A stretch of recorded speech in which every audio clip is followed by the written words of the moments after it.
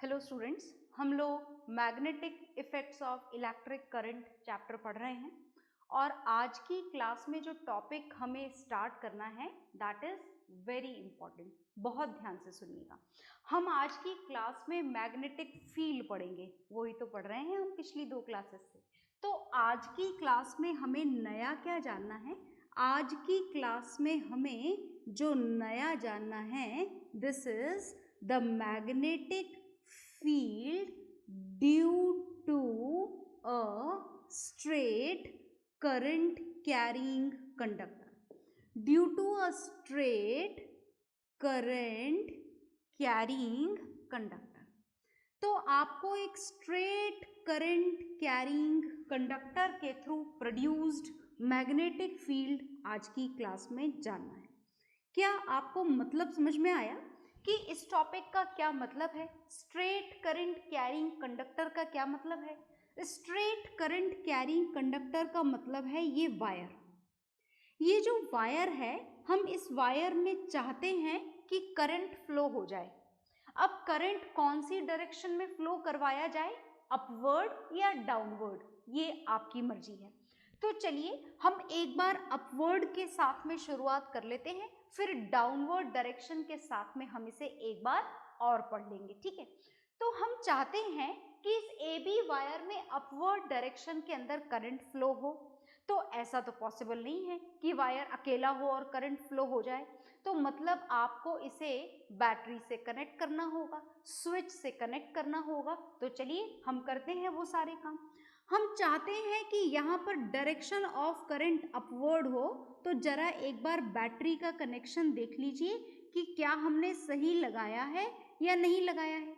Electricity chapter आपने खूब पढ़ा है, तो हमने बैटरी कुछ ऐसे कनेक्ट करी है। This is the negative terminal and this is the positive terminal and the direction of current is from positive terminal to negative terminal. तो ये करंट की डायरेक्शन स्टार्ट हो गई, ये यहाँ से इस तरीके से अपना लूप कंप्लीट करते हुए दोबारा बैटरी के पास में पहुंच गई। मतलब हम जो चाहते थे वो काम हमने पूरा कर लिया। हम चाहते थे कि वायर AB में करंट की डायरेक्शन अपवर्ड हो और वो हो गई। Is it okay? फिलहाल हम यहाँ पर जो टॉपिक पढ़ने जा रहे हैं उसका नाम आपके सामने लिखा हुआ है। नाम है magnetic field due to a straight current carrying conductor. मतलब आपको ये स्ट्रेट करंट कैरिंग कंडक्टर यहाँ पर सेलेक्ट करना है। बाकी इस वाले हिस्से से आपको फिलहाल यहाँ पर कोई लेना देना नहीं है। मतलब सिर्फ वायर AB आपके लिए इंपॉर्टेंट है। तो जो वायर AB के अंदर करंट फ्लो हो रहा है, और करंट के फ्लो का मतलब क्या होता है ये आप इलेक्ट्रिसिटी चैप्टर में पढ़ चुके हैं। करंट के फ्लो का मतलब होता है flow of electrons in one unit time, या फिर आप बोले flow of charge in one unit time. That means for the flow of electric current charges should be present in the position of motion. और इस बात को हम कुछ एक दो क्लास पहले फुल डिटेल में इस बात को हम समझ चुके हैं। If the charges are at rest then it only produces electric field around it, and if the charges are present in the position of motion then the field which is produced around that particular moving charges electric field as well as magnetic field। मतलब जब इस wire AB के अंदर charges motion की position में होंगे तो ये मोशन की पोजीशन वाले चार्जेस अपने आसपास इलेक्ट्रिक फील्ड भी प्रोड्यूस करेंगे और मैग्नेटिक फील्ड भी प्रोड्यूस करेंगे। Is it okay? फिलहाल इस चैप्टर में हमें इलेक्ट्रिक फील्ड से कोई लेना देना नहीं है। हमें सिर्फ किससे मतलब है?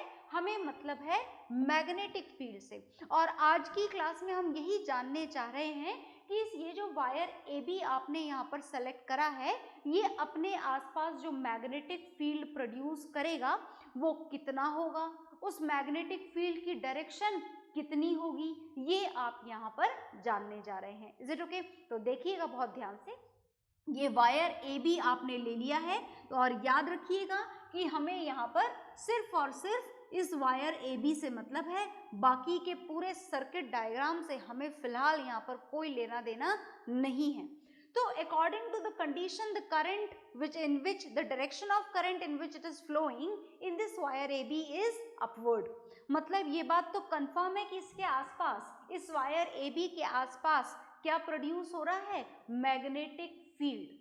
और जब बात मैग्नेटिक फील्ड की जाए तो जरा ध्यान से सुनेंगे आप, हम यहाँ पर मैग्नेटिक फील्ड के बारे में जानने जा रहे हैं। और मैग्नेटिक फील्ड के बारे में हम जितना जान चुके हैं, that it is denoted by the symbol B, and this is an example of vector quantity, so this is denoted by the symbol B vector.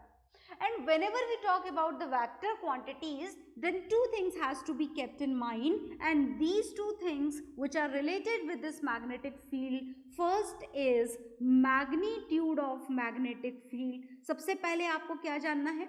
सबसे पहले आपको जानना है इस मैग्नेटिक फील्ड के मैग्नीट्यूड के बारे में, कि आखिर ये स्ट्रेट करंट कैरिंग कंडक्टर अपने आसपास जो मैग्नेटिक फील्ड प्रोड्यूस करेगा उसकी स्ट्रेंथ कितनी होगी, कम होगी या ज़्यादा होगी, या किस फैक्टर पर डिपेंड करेगी, ये बात आपको यहाँ पर जाननी है।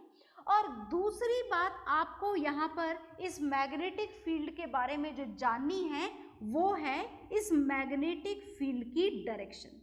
अगर आप किसी भी वेक्टर क्वांटिटी के बारे में जानना चाहें, उसकी कंप्लीट इंफॉर्मेशन गेन करना चाहें, then these two points should be clear about it. First thing is magnitude, that is the value of that particular physical quantity present in the given area, and second is its direction. Okay, तो चलिए दोनों चीजें जानते हैं।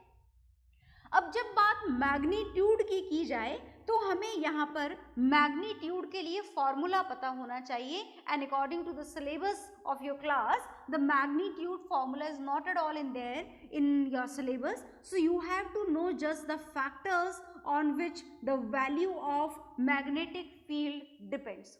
आपको सिर्फ magnetic field के factors जानने हैं कि आखिर ये जो स्ट्रेट करंट कैरिंग कंडक्टर अपने आसपास मैग्नेटिक फील्ड प्रोड्यूस कर रहा है ये किन किन फैक्टर पर डिपेंड करता है। Is it okay? तो चलिए बहुत ध्यान से सुनिएगा।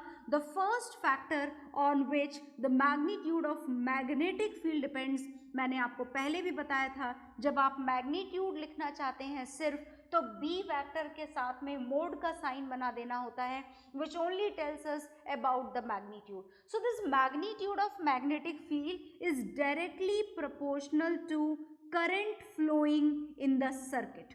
Current in the circuit, current in the wire भी आप बोल सकते हैं। Is it okay? बात समझ में आ गई? यहाँ पर लिखा गया है कि ये जो मैग्नेटिक फील्ड का मैग्नीट्यूड है, this is directly proportional to the current in the wire. Is it okay? और डायरेक्टली प्रोपोर्शनल का मतलब आप समझते हैं ना, डायरेक्टली प्रोपोर्शनल का मतलब more the value of current more will be the magnetic field produced due to the same wire. Is it okay? ज्यादा करंट सप्लाई करेंगे ज्यादा मैग्नेटिक फील्ड होगा, कम करंट सप्लाई करेंगे कम मैग्नेटिक फील्ड होगा। So totally the strength of magnetic field is directly proportional to the current in the wire. More the current more will be the magnetic field, less the current less will be the magnetic field, right? So look here, मैं इसको सिर्फ symbolically लिख देती हूँ, as the more symbols has to be, more factors has to be written here. So look here, this magnitude of magnetic field is directly proportional to current, and current को अपन इस तरीके से वर्ड की form में भी लिख देते हैं, so that it would be more clear to you. And now the one more factor has to be mentioned here, and according to this B vector is inversely proportional to R. अब इस R को बड़ा ध्यान से सुनिएगा। इस R को हम यूजुअली मैथ्स और फिजिक्स में रेडियस के लिए डिनोट करते हैं, बट नॉट रेडियस हेयर। यहाँ पर आपको वायर की रेडियस से कोई लेना देना नहीं है। This R is the distance from the wire. Distance from the wire, बहुत ध्यान से देखिएगा, डिस्टेंस फ्रॉम द वायर। मुझे लगता है आपको मतलब तो समझ में आ गया होगा। Is it okay? जैसे मान लीजिए कि इस वायर से यहाँ पर आप, इस वायर से इस पर्टिकुलर डिस्टेंस पर आपने ये पॉइंट सेलेक्ट करा, इस पॉइंट को आप नाम दे दें पॉइंट C, और इस पॉइंट C पर अगर आप मैग्नेटिक फील्ड जानना चाहें तो जितना भी होगा, पता नहीं कितना होगा। Is it okay?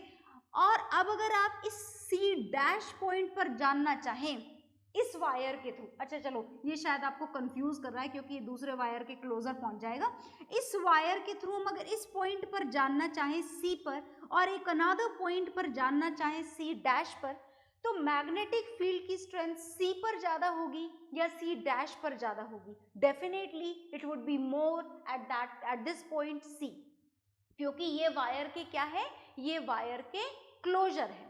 तो जैसे जैसे आप वायर के पास जाते जाओगे मैग्नेटिक फील्ड की वैल्यू इस वायर की वजह से क्या होती जाएगी, बढ़ती जाएगी।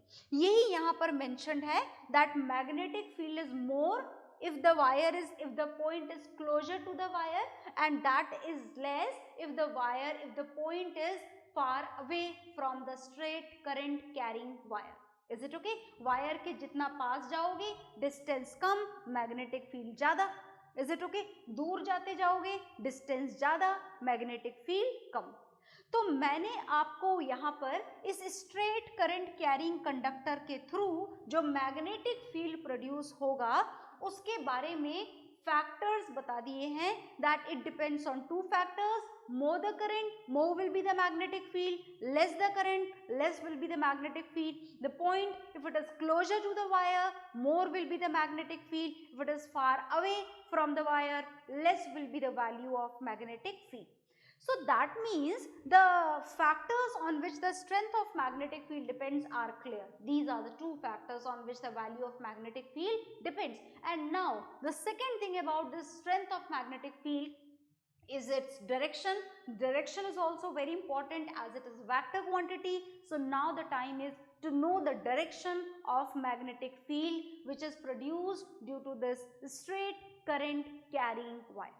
तो हम इसकी डायरेक्शन जानना चाहते हैं। तो देखिए डायरेक्शन जानने के लिए हमें एक रूल प्रोवाइड किया गया। हम क्या जानना चाहते हैं, हम इस मैग्नेटिक फील्ड की, ये जो यहाँ पर प्रोड्यूस हो रहा है, ये जो वायर स्ट्रेट करंट कैरिंग यहाँ पर मैग्नेटिक फील्ड प्रोड्यूस कर रहा है, इसकी डायरेक्शन जानना चाहते हैं। और डायरेक्शन के लिए हमें एक रूल दिया गया और इस रूल का एक नाम है। कई बार एग्जाम में हमसे सिर्फ ये रूल ही पूछ लिया जाता है, तो बहुत ध्यान से रूल सुनिएगा। इस रूल का नाम है राइट हैंड थंब रूल। क्या नाम है इस रूल का? इस रूल का नाम है right hand thumb rule. And this rule, right hand thumb rule, is given by a scientist जिनका नाम था मैक्सवेल। Is it okay? ये इनका नाम था और इन साइंटिस्ट ने हमको रूल बताया ये जानने के लिए कि ये जो स्ट्रेट करंट कैरिंग कंडक्टर है ये अपने आसपास जो मैग्नेटिक फील्ड प्रोड्यूस करेगा उसकी डायरेक्शन क्या होगी। और इस राइट हैंड थंब रूल को काम में लेने के लिए जो इन्होंने लिखा है राइट हैंड थंब रूल, मतलब आपको अपना राइट हैंड काम में लेना पड़ेगा। ये मेरा है, आप अपना राइट हैंड काम में लेंगे। Is it okay? तो ही आपको पता लगेगा हाउ टू जज the direction of produced magnetic field, right? तो ये देखो मेरा राइट हैंड है। Is it okay? बहुत ध्यान से सुनिएगा। इस राइट हैंड थंब रूल से डायरेक्शन जानने के लिए सबसे पहली कंडीशन है कि ये आपकी जो 4 फिंगर्स हैं ये टाइटली अटैच्ड होनी चाहिए, चिपकी हुई ऐसे नहीं होनी चाहिए। Is it okay?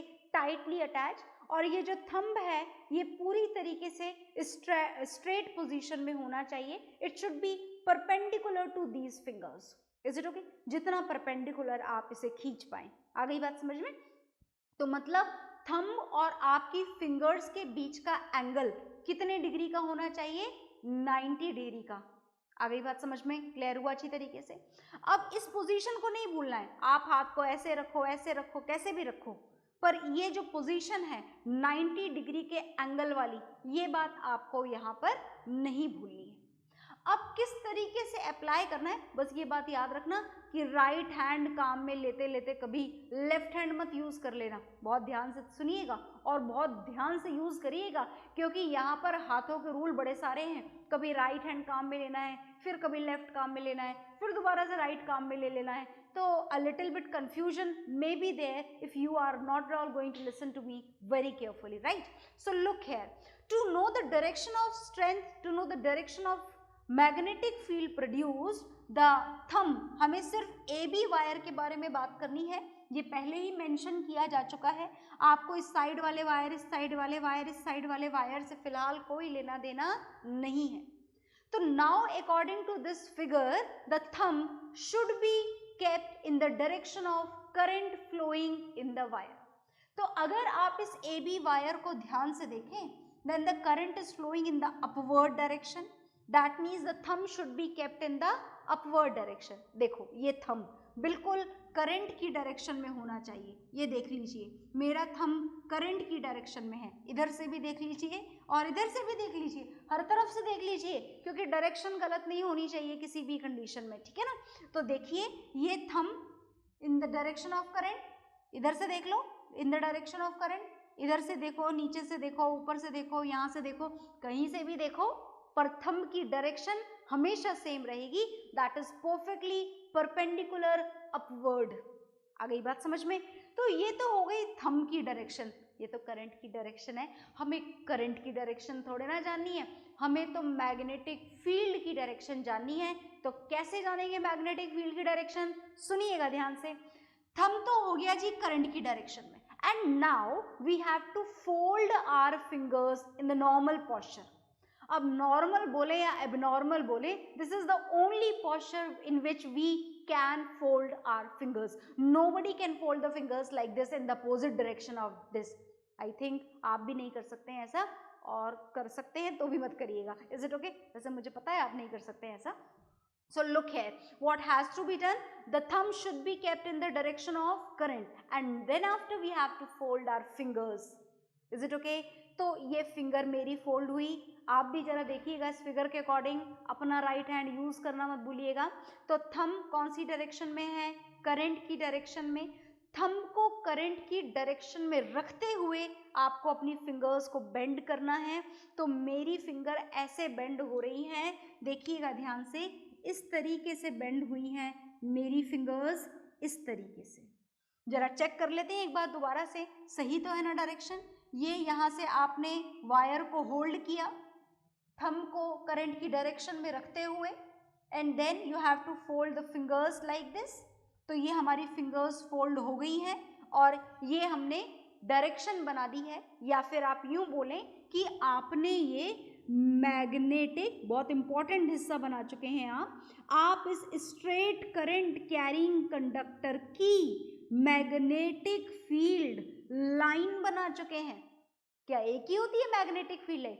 Magnetic field line तो आप चाहे जितनी बना सकते हैं। Is it okay? देखिएगा ध्यान से। अब मैंने डायरेक्शन बस कंफर्म होनी चाहिए, तो आप और बनाते जाइए। ये मैग्नेटिक फील्ड लाइन, डायरेक्शन नहीं बदलनी चाहिए, ये इधर से इधर और इधर से इधर और बना दीजिए, और ये आपकी हो गई magnetic field lines. These are the magnetic field lines due to a straight current carrying conductor, always present in the form of closed curves. हमेशा मैग्नेटिक फील्ड लाइन किस फॉर्म में होती हैं? क्लोज्ड कर्व्स की फॉर्म में होती हैं, और वो क्लोज्ड कर्व्स आपने यहाँ पर भी बनाए हैं ना क्लोज्ड कर्व? बिल्कुल बनाए हैं। Is it okay? तो ये मैग्नेटिक फील्ड लाइन का पैटर्न है which is due to a straight current carrying conductor. अब अगर मैं आपसे बोलूं कि बताओ भाई डायरेक्शन कौन सी मिली मैग्नेटिक फील्ड की, तो आप क्या बोलोगे? मतलब क्या वर्ड यूज करोगे? ये इनवर्ड, ये आउटवर्ड, ऐसा कुछ करोगे क्या? नहीं नहीं, बिल्कुल भी नहीं। अगर आप ध्यान से देखो तो ये वायर है, और इस वायर की तरफ से ऐसे घूम करके यहाँ पर क्या आ रही है? ये मैग्नेटिक फील्ड लाइन बन रही है, और जिस डायरेक्शन में ये जा रही है, यहाँ से यूं घूम के यहाँ से यूं, इस डायरेक्शन को बोला जाता है एंटी क्लॉकवाइज डायरेक्शन। कौन सी डायरेक्शन में मिली आपको ये? Anti clockwise direction. I hope आप एंटी क्लॉकवाइज डायरेक्शन का मतलब समझते होंगे। एंटी क्लॉकवाइज डायरेक्शन का मतलब होता है, एक तो होती है क्लॉकवाइज डायरेक्शन। क्लॉकवाइज का मतलब अगर घड़ी की नीडल्स के अकॉर्डिंगली आप मूव कर रहे हो, दिख रहा है ना मेरा घूमता हुआ सर्कल, तो ये कौन सी डायरेक्शन है? आपके हिसाब से ये क्लॉकवाइज डायरेक्शन है। और अगर घड़ी की सुई के अपोजिट मूवमेंट आप कर रहे हो, तो उसको हम बोलते हैं एंटी क्लॉकवाइज डायरेक्शन। तो क्लॉक आपके घरों में है, अगर आपका मूवमेंट क्लॉक के अकॉर्डिंग हो रहा है तो क्लॉकवाइज, क्लॉक के अपोजिट हो रहा है तो एंटी क्लॉकवाइज। तो ये मैग्नेटिक फील्ड की डायरेक्शन के बारे में हमें पता लगा कि if we are talking about a straight current carrying conductor in which the current is flowing in the upward direction, then magnetic field line are in the form of are in the anti clockwise direction. ये बिल्कुल confirm है, हमेशा याद रखिएगा, आप याद रखने की जरूरत नहीं है, आप राइट हैंड थंब रूल याद रखें तो ज्यादा बेहतर होगा। So according to right hand thumb rule, if the current is in the upward direction, then the direction of magnetic field line is in the anti-clockwise direction. So whatever is there on the board, you just note it down, then we will learn something more about this particular topic, right? हाँ जी, तो आपने ये note down कर लिया होगा, बहुत कुछ आपने जान लिया मैग्नेटिक फील्ड के बारे में, which is produced due to a straight current carrying conductor. बहुत कुछ आपने जाना यहाँ पर। अब थोड़ा सा और जानेंगे आप इसी के बारे में, स्ट्रेट करंट कैरिंग कंडक्टर के बारे में ही जानेंगे, AB वायर के बारे में ही जानेंगे। इसीलिए हम इस AB वायर को यहाँ से रफ नहीं करते हैं, बने रहने देते हैं। तो देखिए मैग्नीट्यूड के बारे में तो आपने जान लिया कि there are two factors, first is the value of current, second is the distance from the wire. और आपने जो नेक्स्ट पॉइंट जाना वो आपने जाना डायरेक्शन के बारे में।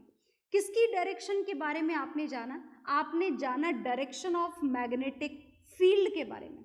और इसको जानने में आपकी मदद करी इस राइट हैंड थंब रूल ने, जो आपको किसने प्रोवाइड करा था, मैक्सवेल ने प्रोवाइड करा था, इज इट।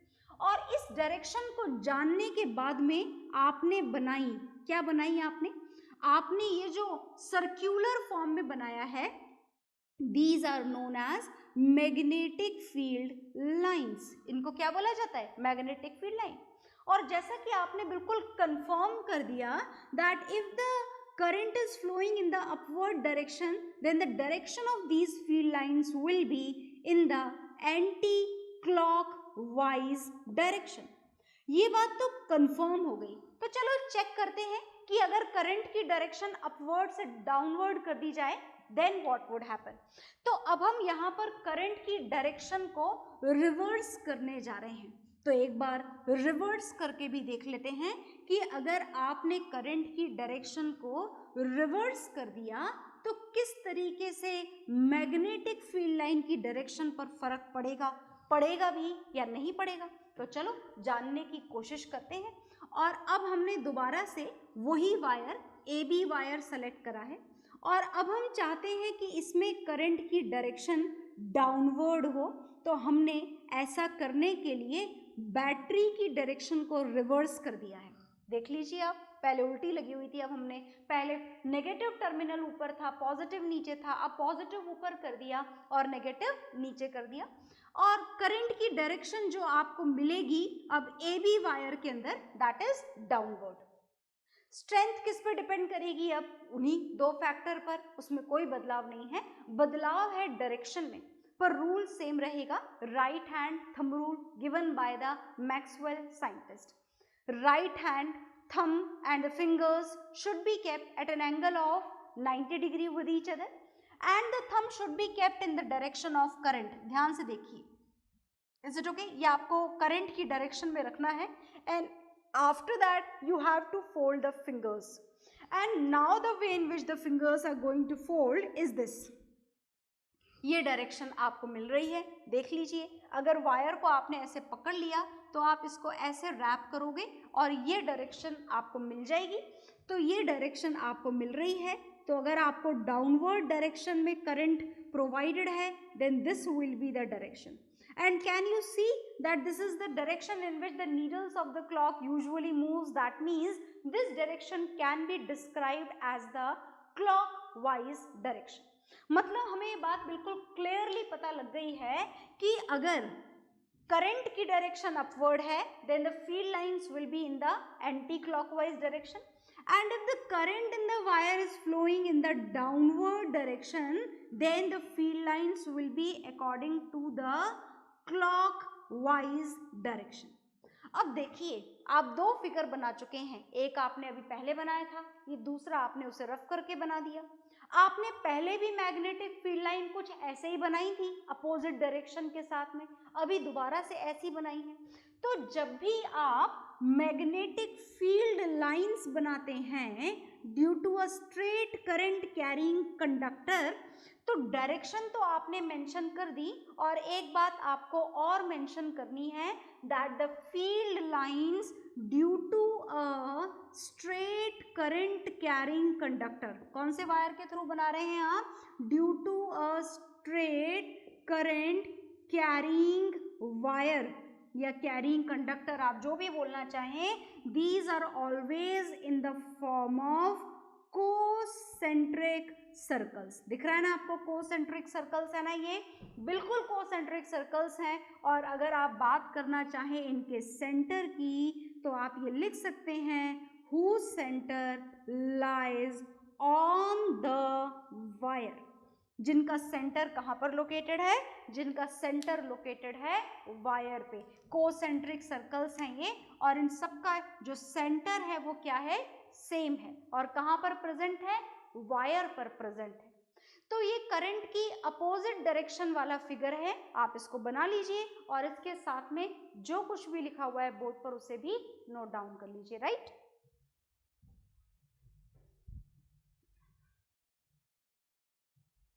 तो आपने ये नोट डाउन कर लिया होगा, ये फिगर जरूर बनाइएगा, अपवर्ड डायरेक्शन वाला भी और डाउनवर्ड डायरेक्शन वाला भी। और इसी के साथ में हमारा ये जो टॉपिक है, this is the magnetic field due to a straight current carrying conductor is done. Okay, और नेक्स्ट क्लास में हम स्टार्ट करेंगे next topic. Okay, bye everyone.